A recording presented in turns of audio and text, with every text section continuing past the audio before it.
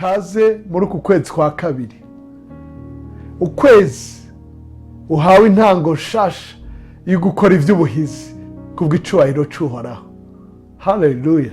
Muri iyi ntango nshasha mu byo uri kurakora, Uhoraho abane nawe, Uhoraho abane n'umuryango wawe, Uhoraho abane n'abawe, Uhoraho abe mu byawe amajana amaza ku murango no mwijoro, haruguru no hepfo, hejuru no hasi, imbere n'inyuma. Twama dusanga ijambo ry'Imana mu kiganiro igihe c'impemburo.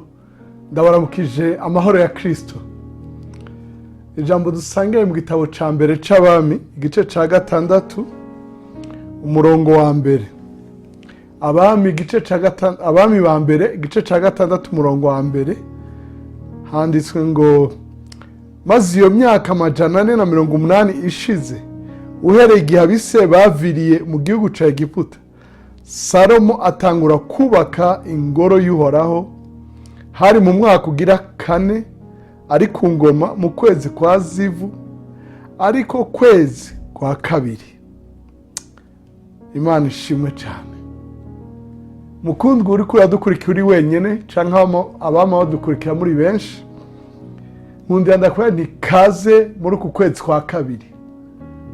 Ukwezi uhawe intango nshasha yo gukora iby'ubuhizi kubw'icubahiro cy'Uhoraho. Haleluya. Ukwezi nk'uko Imana yateye iteka Salomo agashozwa gutangura muri uku kwezi kwa kabiri kubaka ingoro iteye igomwe ihambaye ivugwa ko vyinshi. Ndakwinginze uze gufata umwanya gusoma ico gice ca 6 cose, niba bishobora usome ivy'inkuru yayo byose ingene yayubatse, ariko wizerera ijambo uti Imana yashoje Salomo gutangura gukora ibintu by'ubuhizi, yitiriye izina ryiwe, yitiriye izina ry'Uhoraho. Nawe Uhoraho gutera iteka.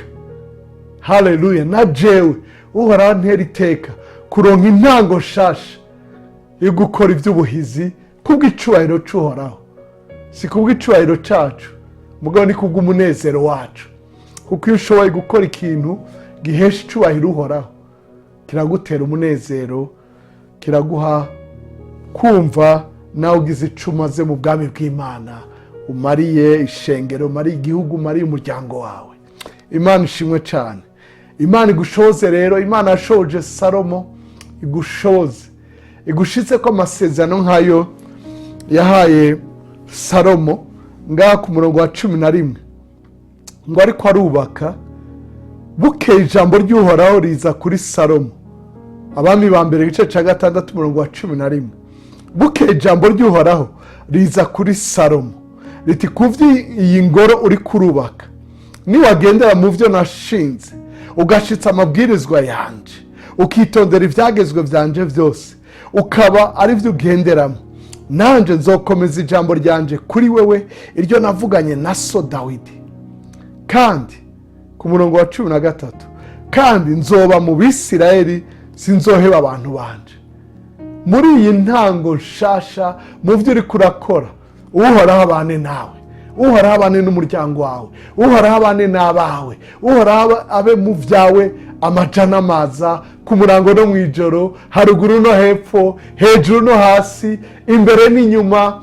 Imana ishimwe cyane. Ukoreshwa iby'ubuhizi, abantu baze bame bibuka yuko hariho umugabo, hariho umugore, hariho umusore, hariho inkumi yarenganye yakoreshejwe iby'ubuhizi, canke iriho yakoreshejwe iby'ubuhizi.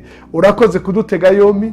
Ugira ukwezi kwiza, ugira ibihe byiza, ugira amahigwe, ugira amahoro, ugira amagara meza, ugire ubugororotsi, ugire faveur, utoneshwe, uronke ibikenewe byose byo gushitsa ivy'ivyo bikorwa by'ubuhizi.